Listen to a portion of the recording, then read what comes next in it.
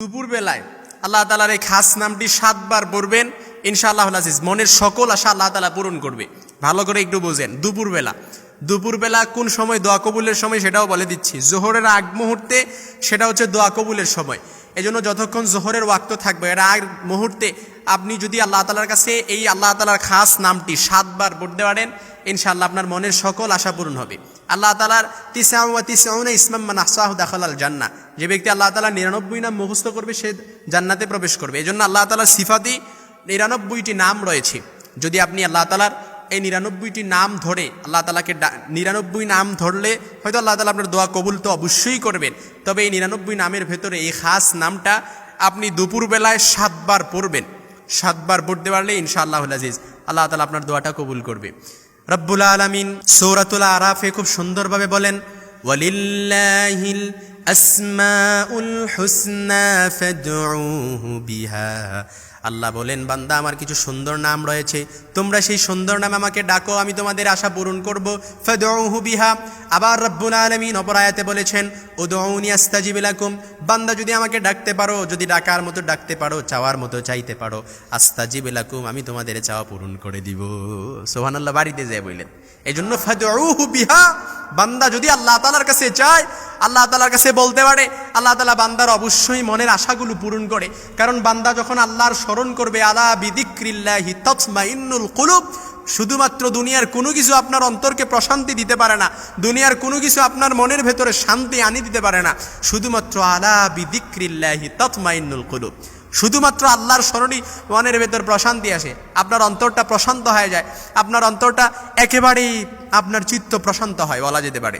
এজন্য ডিপ্রেশনে আছেন, হতাশ আছেন, ফ্রাস্ট্রেশনে ভুগতেছেন, অনেক দিন ধরে দোয়া করতেছেন, হুজুর দোয়া করছে, হুজুর মসজিদে বলছে, ইমাম সাহেব হুজুর যে সবসময় দোয়াটা পড়বেন আল্লাহ তাআলা কবুল করে নিবে, কিন্তু আপনি দোয়া করছেন, দোয়া কবুল হয় না। আপনি আল্লাহ তাআলার কাছে চান, চাওয়াটাও কবুল হয় না। এজন্য কিছু কিছু সময় আছে, ওই সময় যদি বান্দা আল্লাহর কাছে চাইতে পারে, আল্লাহ তাআলা বান্দাকে ফিরিয়ে দেয় না। জাস্ট দুপুরবেলা জোহরের আগ মুহূর্তের সময়। আমি আবারও বলছি কিভাবে আমলটা করবেন, আমি খুব সুন্দরভাবে আপনাদেরকে বুঝাই দিচ্ছি, জাস্ট আমার দিকে একটু অ্যাটাচমেন্ট বাড়ান। জোহরের আগ মুহূর্তে, যখন জোহরের আগ মুহূর্তে হাদিসে এসেছে জোহরের আগ মুহূর্ত, এটা হচ্ছে কি দোয়া কবুলের সময়। ক্বাবলা জোহর, জোহরের আগ মুহূর্ত একবারে জোহর নিকটবর্তী সময়, ওই সময়টা হচ্ছে দোয়া কবুলের সময়। ওই সময় আল্লাহ তাআলার এই খাস নামটি 7 বার পড়বেন, ইনশাআল্লাহুল আজিজ আল্লাহ তাআলা আপনার মনের সব নেক আশাগুলো পূরণ করে দিবে। হারাম বাদে যত হালাল আশাগুলো আছে আল্লাহ তাআলা কবুল করে নেবেন, আল্লাহ তাআলা আপনার পূরণ করে নেবে। আল্লাহ তাআলাই বলেছেন, ওয়ালিল্লাহিল আসমাউল হুসনা ফাদউহু বিহা। বান্দা তোমরা আমার সুন্দর সুন্দর নামগুলো দিয়ে ধরে যদি ডাকতে পারো, ফাদউহু বিহা, আমি তোমাদের সেই ডাকে সাড়া দিব। আস্তাজিব লাকুম, উদউনি আস্তাজিব লাকুম, তোমরা যদি আমাকে ডাকো আমি তোমাদের ডাকে সাড়া দিব।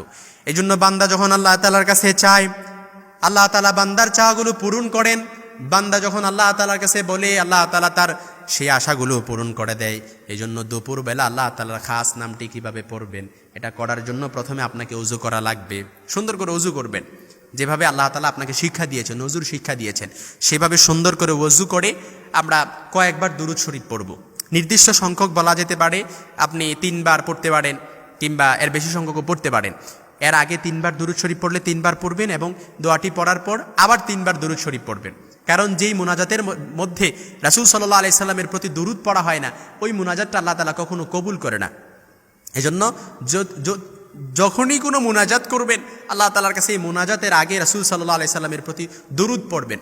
কারণ যেই মুনাজাতে রাসূলের প্রতি দুরূদ পড়া হয় না, মাহজুবুন মুআল্লাকুন বাইনাস সামাই ওয়াল আরদ, আকাশ আর জমিনের মাঝে এই দোয়াটা পেন্ডিং অবস্থায় থাকে, ঝুলন্ত অবস্থায় থাকে। আর যদি এখন দোয়া করছেন, আল্লাহ রাসূল সাল্লাল্লাহু আলাইহি সাল্লামের প্রতি যদি দুরূদ পড়া হয়, ওই দোয়াটা ডিরেক্ট আরশে আজিমে যে নক করে। সুবহানাল্লাহ বলতে পারলেন না? এই জন্য আজকে থেকেই এই দুরূদটা পড়বেন ইনশাআল্লাহ।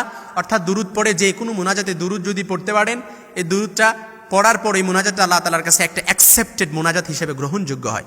এই জন্য মুনাজাত পড়বেন, আগে দুরূদ শরীফ 3 বার পড়বেন এবং পরে দুরূদ শরীফ 3 বার পড়বেন। দোয়াটা পড়ার পর, দোয়াটা হচ্ছে আল্লাহ তাআলার একটা সিফাতি নাম, আর রহমান। আর রহমান পরম দয়ালু। আপনি আল্লাহ তাআলার কাছে বলতেছেন আর রহমান, 7 বার যখন দোয়া কবুলের সময় বলবেন, আল্লাহ আপনি পরম দয়ালু, আপনি পরম দয়ালু আল্লাহ, আপনি ছাড়া আমি আর কারো কাছে মাথা ঠোকাই না, আপনি ছাড়া আমি আর কারো প্রতি মুখাপেক্ষী নয়, দুনিয়ার সবার প্রতি আশা ছেড়ে দিয়েছেন, সবার কাছ থেকে সহযোগিতা পাওয়ার আশা ছেড়ে দিয়েছেন, কিন্তু আল্লাহর দরবারে যেই যদি আল্লাহ তাআলার কাছে ইয়াকিন আর ইখলাস আর ইস্তেআনাতের সাথে পরিপূর্ণ আস্থার বিশ্বাস রেখে ওয়া মাইয়া তাওয়াক্কাল আলাল্লাহি ফাহুয়া হাসবু, যে ব্যক্তি আল্লাহর প্রতি পরিপূর্ণ বিশ্বাস রাখে ফাহুয়া হাসবু, আল্লাহ তাআলা তার উদ্দেশ্যগুলো পূরণ করেন, আল্লাহ তাআলা তার মনের আশাগুলো পূরণ করে দেয়। ইন্নাল্লাহা বালিগু আমরি, অবশ্যই আল্লাহ তাআলা তার উদ্দেশ্য পূরণ করে। এজন্য দুপুর বেলায় দোয়া কবুলের মুহূর্তে ক্বাবলা জোহরের আগ মুহূর্তে আপনি আল্লাহ তাআলার কাছে ভালোভাবে উযু করে আপনি তারপর কয়েকবার ইস্তেগফার পড়বেন, তারপর 3 বার দুরূদ শরীফ পড়েন, 10 বার দুরূদ শরীফ পড়বেন। দুরূদ শরীফ পড়ার পর আপনি বলবেন আর রহমান আর রহমান কিংবা ইয়া রহমান, এভাবে 7 বার পড়বেন। 7 বার পড়ার পর আপনি আবার দুরূদ শরীফ 3 বার পড়ে আল্লাহ তাআলার কাছে আবার মুনাজাত করবেন। মুনাজাতে বলবেন আল্লাহুম্মা গফিরনি, আল্লাহ আপনি আমাকে ক্ষমা করে দেন। আল্লাহুম্মা রযুকনি, আয় আল্লাহ আপনি আমাকে রিজিকের ব্যবস্থা করে দেন। আল্লাহুম্মা হদিনি, আয় আল্লাহ আপনি আমাকে হেদায়েতের ব্যবস্থা করে দেন। আল্লাহুম্মা আফিনি, আয় আল্লাহ আপনি আমাকে সুস্থতার নেয়ামত দান করেন। এমনিভাবে যখনই আল্লাহ তাআলার কাছে বললেন, আরবিতে না পারলে বাংলায় বলেন, আল্লাহ আপনি আমার রিজিকের ব্যবস্থা করে দেন, ব্যবস্থা হয়ে যাবে। আল্লাহ মনের আশা পূরণ করে দেন, মনের আশা পূরণ হয়ে যাবে। আল্লাহর কাছে বললেন, আল্লাহ ঝামেলায় আছি, মামলা মোকদ্দমায় জড়িয়ে আছি, আল্লাহ আপনি আমাকে পরিত্রাণ দেন, আল্লাহ তাআলা পরিত্রাণ দিবে। এইভাবে যত চাওয়া আছে সব চাওয়াগুলো যদি আল্লাহ তাআলার কাছে এই সিফাতি নামটা ধরে জোহরের আগ মুহূর্তে বলতে পারেন, সাথে সাথে আল্লাহ তাআলা আপনার দোয়াটা কবুল করে নিবে।